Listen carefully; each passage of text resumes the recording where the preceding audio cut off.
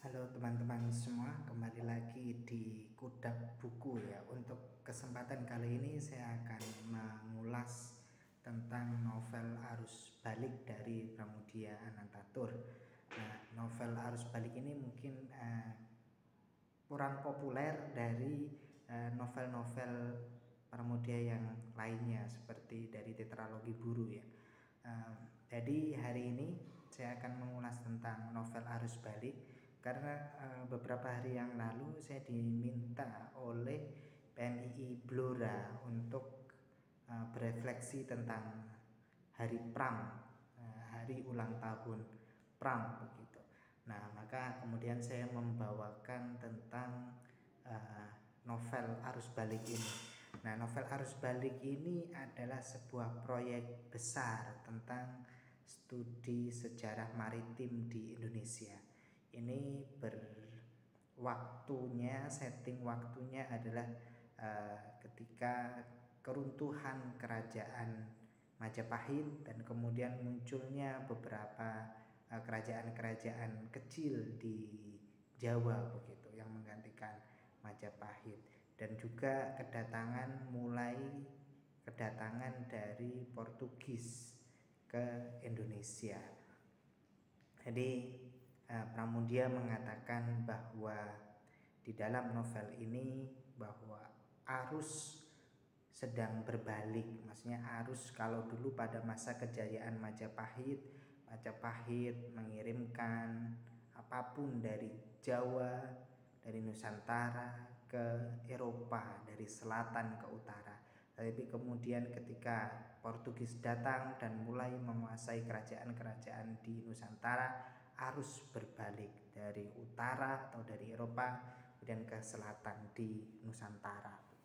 Nah, ini adalah saya kira kisah yang menarik tentang bagaimana permulaan keruntuhan dari budaya maritim, kerajaan maritim di Nusantara, dan karena kedatangan penjajah-penjajah ke Indonesia.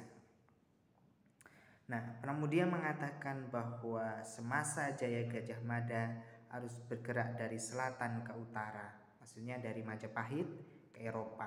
Kapal-kapalnya, kapal-kapal ke Eropa, manusia ke Eropa, cita-citanya dan citranya bergerak ke Eropa.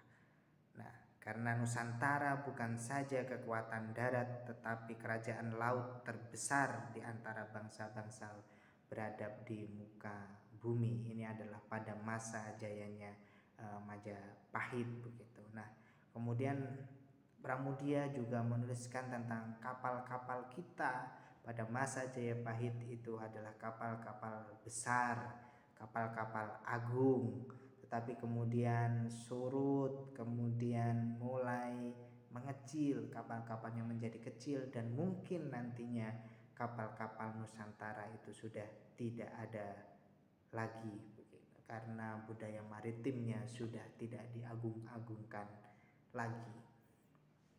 Nah, tokoh utama dari novel ini adalah yang mendapatkan banyak perhatian adalah Wiranggalang, seorang pemuda desa, kemudian menjuarai kompetisi gulat dan kemudian menjadi seorang kepala keamanan di Kadipaten Tuban yang saat itu dipimpin oleh Temenggung Ultatik. Nah, ketika si Wiranggalang ini menjaga keamanan, datanglah sebuah permintaan dari kerajaan Demak, yaitu yang dipimpin oleh Adipati Unus, bahwa Demak sedang menghimpun kekuatan dan meminta tolong kepada kadipaten-kadipaten di Jawa untuk ikut turut serta menuju Malaka untuk berperang melawan Portugis. Nah, Wiranggalang ini adalah salah satu utusan dari Kadipaten Tuban untuk pergi ke Malaka melawan Portugis.